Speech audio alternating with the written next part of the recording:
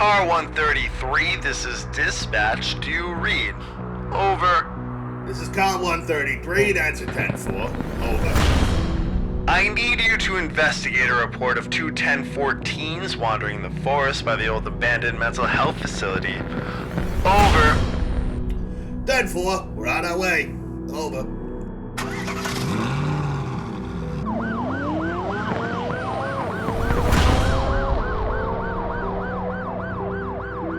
Be advised, suspects match the description of wanted fugitives connected to an underground late-night show. The female is blonde, in her early 30s, and has an affinity for Aztec weaponry and some of their more debaucherous rituals. She believes she's an A-list movie star. The male suspect wears a mask made from a burlap sack. He's also believed to be in his 30s. He wields a chainsaw, considers himself to be the greatest late-night host of all time, and he talks like Gollum swallowed a carton of lit cigarettes.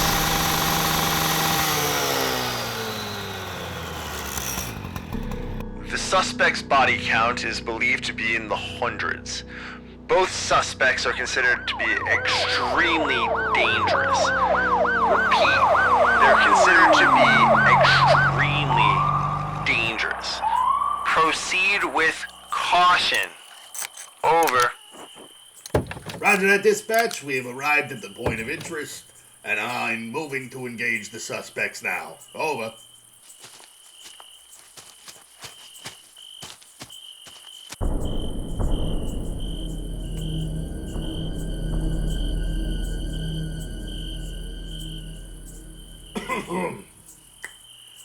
Forest dwellers, this is the police. If there's any TV personalities and or movie stars out there, show yourselves now. Oh crap, that's really them cut off. Oh yeah, I see them. There, Sarge. There they are. Gloria and the host, you've had your fun playing make-believe, but I think it's time y'all go for a ride downtown. Go away, Fuzz.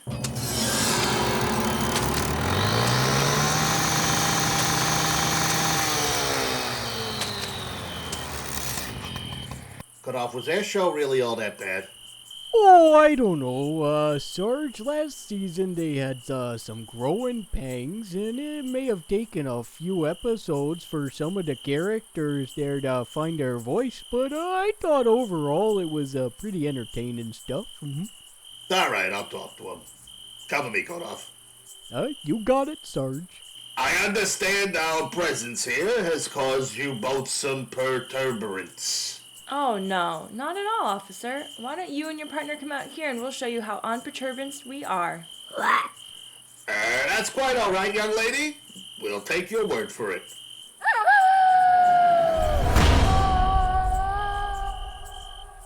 Yep, so me and the officer just want to wish you two good luck on your second season.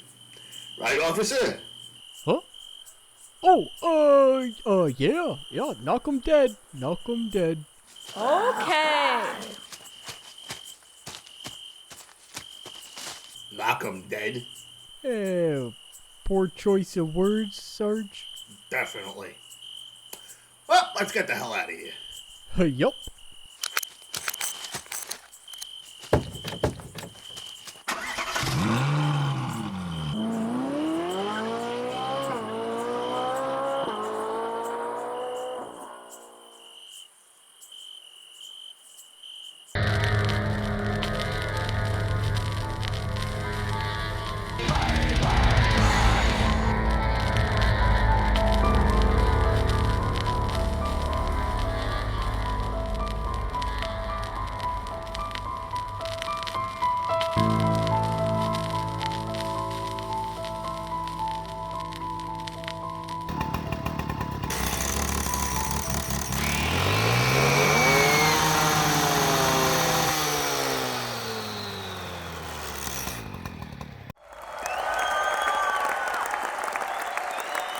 Yes, settle down everyone, it is I, Mendex.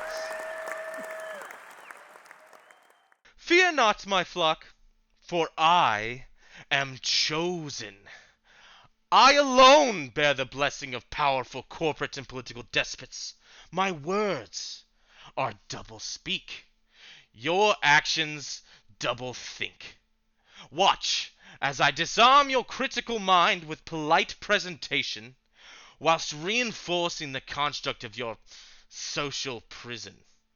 You're terrified to go outside. I'm rewarded with bounties that would make Caligula blush.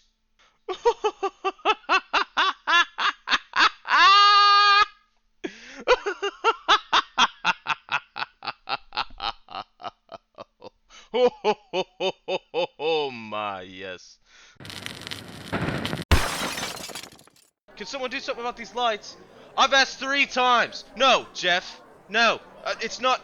Listen, you're a good guy. It's fine. We get along. But listen, this is a professional discourtesy here. Listen, I've had dinner at your house. You and I have had dinner. What the fuck? Get these lights working. I've asked you 3 times. It's just not professional. I'm not doing this. Oh, you disgusting peasants.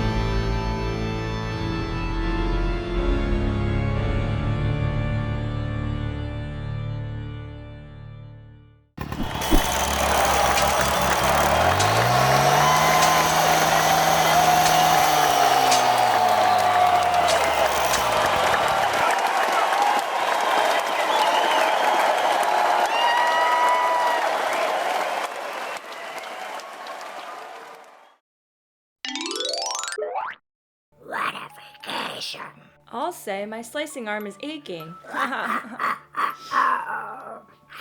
the indoctrinators. Doctor what? The cultists. Cultists? Film mannequins. Oh, you mean celebrities. Wow. The zipper on the Coyote's Acme sheep costume has been revealed. What? Starved predators glare their hungry eyes and bare their desperate fangs. Changing of the code. No. The solstice blood sacrifice to Starbucks was carried out as scheduled. Everything is the same. Business as usual, my friend. Public sacrifices. Necessary bloodletting to appease bottom lines. Perceived morality is big money.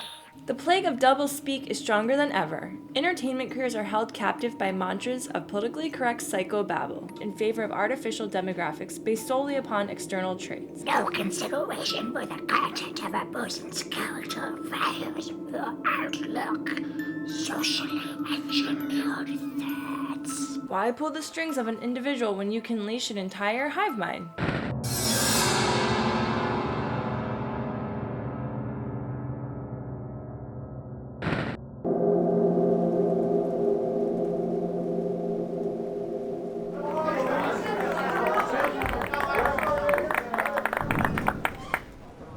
That's it, puppets. End screen. No continues.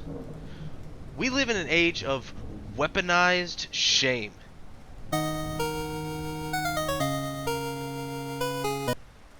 Step outside your little PC circle, and what do you find? A treasure trove of snarling, subhuman, snarl monsters that just will gallop upon thee. They gallop upon you with their wretched appendages, and they strike you down. They rip out your vigor. They wish to shuck your sanity and crack you open like a deep fried cuttlefish, so that they can sink their rotted maws into the flesh of your social status and devour your dignity. Oh, because it's so fair to treat life as a game of Dragon's Lair. Clearly, these subhuman snarl beasts have played the game of life several times over by now. I mean, how else would they know how to confine themselves safely within their snarl boxes and watch with their milky eyes and listen with their infected ears for the presence of life livers? Because how dare life be lived when there are snarl boxes to decay in? No one's ever been offensive in a snarl box before.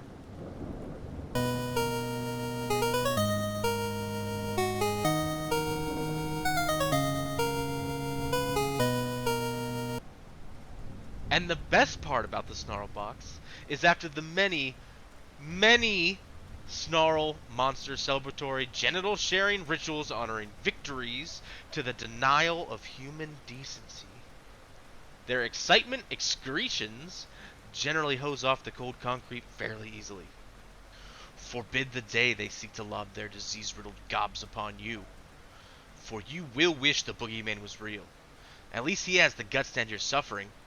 Unlike these snarl monsters, his bodies sliming upon all who upset these snarl monsters. Handle with care. This side up.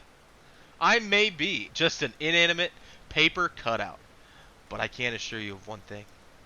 I'm going to give you 2 middle fingers all the way up. Expand all your minds with 2 megatons of factual information. You brainwashed mutants.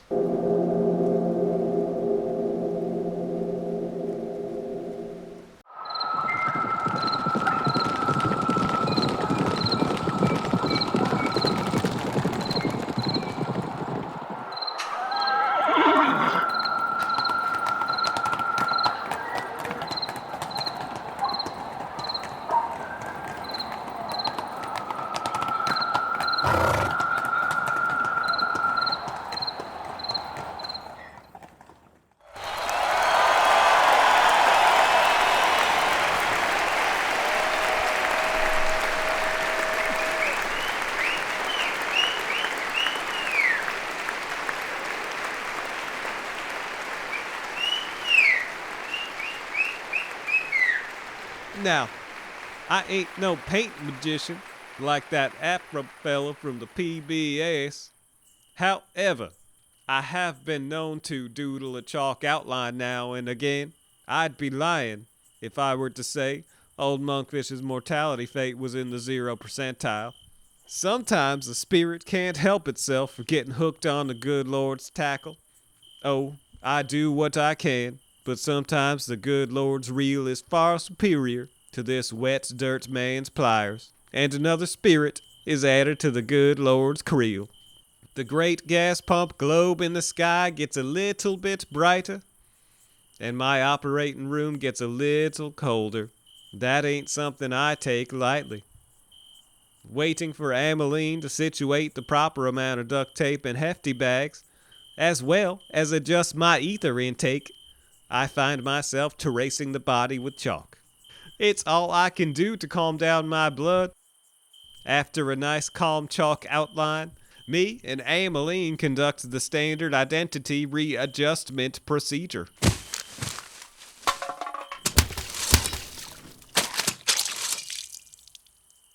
We load the fresh pieces of the good Lord's angling bounty into the back of Ameline's station wagon. We head out to the pier. As I watch the lunker, wrapped in duct tape and garbage bags, drift below the waves, I think about those chalk outlines. So free, so pure. The breeze blushes through my being, and my spirit feels warm. For I know one day, old Monkfish will be hooked, flayed, and mounted on the good Lord's wall, just like all the other fine wet dirt folk that came before me. Then, Ameline rejects my amorous advances. We cheers our tumblers of hot cocoa and rum, and take the scenic route back to the parking lot Planned Parenthood Center.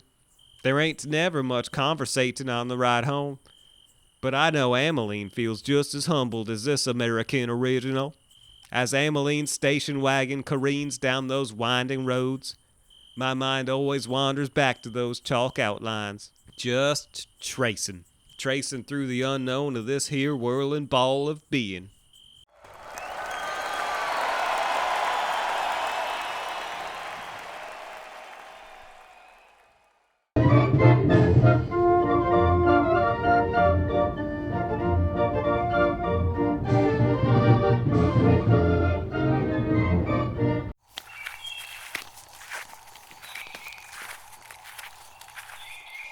Finally! What? I've been standing here like an oak fogey waiting for you. Ah, I wasn't gone that long. It's been 45 minutes. Okay. You know, I'm afraid of Bigfoot will catch me answering the call of nature, okay? Oh, I've had the distinct displeasure of glimpsing one of your calls. It's not natural. Natural. I have a procedure. Well, I think you're doing it wrong. The foliage. You're judging again. Yes. You're taking procedural dumps in the woods because you fear cryptozoological shame. You're damn right, I'm judging you.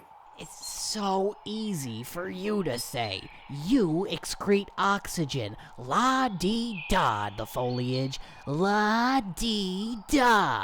I guess I'll just sit in the sun and make some food and, I don't know, excrete some oxygen.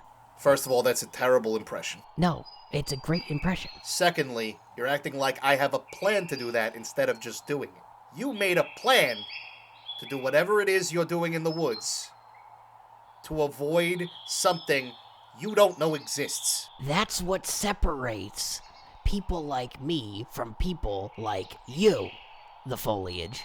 People like me? People Look at me. like you. Whatever.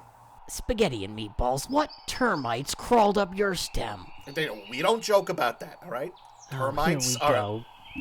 Termites again. Termites are no laughing matter. My grandfather No, was killed. Nobody cares about your gramps. He died from root rot. How dare you, sir?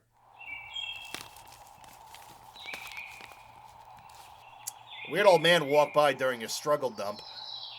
Spouted nonsense while you were gone for 45 minutes. What? Old man? What old man? While you were gone, there was an old man. Well, what happened? He came hiking down the trail. There was, fear in his eyes. Huh. Did he say anything? The old man told me a tale about a drifter who wears a blood-stained superhero costume. Oh, sounds folksy. Tell me more. Folksy. Swear to Yggdrasil. The rest of the old man's story is going to be real folksy for you. Hey, excellent. They say the drifter went mad after the sudden death of his alter ego's girlfriend, Priscilla. Local legend holds the drifter stalks these very woods, hopelessly seeking a suitor capable of reciprocating the love of his lost beloved, Priscilla. Wow. That's what I'm talking about. That's a folksy tale if I ever heard one. Maybe, except... Well, except what? The drifter's goal isn't to replace Priscilla. It's not. Well, what's his goal then? To remake Priscilla. Out of papier-mâché? Out of chosen suitors. Fettuccine Alfredo! Yep. The old man told me you'll know you've been chosen when you feel a hand on your shoulder and you hear the drifter say, "We do the love now." That's not very folksy. Not very folksy at all. Indeed. Well, I guess I was gone a little while. That wasn't all he said. It's not? The old man said we'd know when a new suitor had been chosen. We'll hear the drifter's bone-chilling mating call echo through the forest. What does the call sound like? It sounds like... Give me the sad laughs.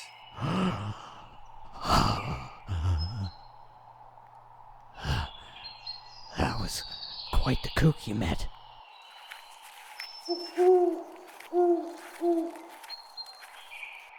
I said, give me my sad laughs.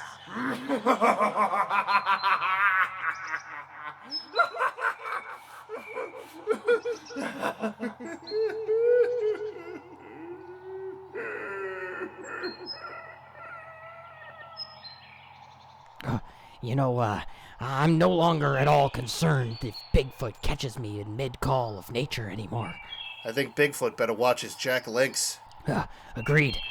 Let's pick up the pace. Rigatoni knows what else is lurking in this forest.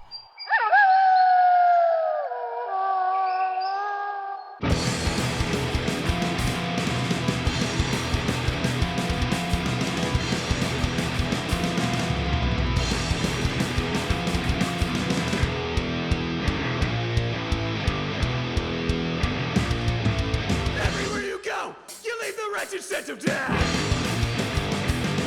An obsession with nothingness fills your head. Stare at the abyss with lust-filled eyes, while you ignore your bastard's cries.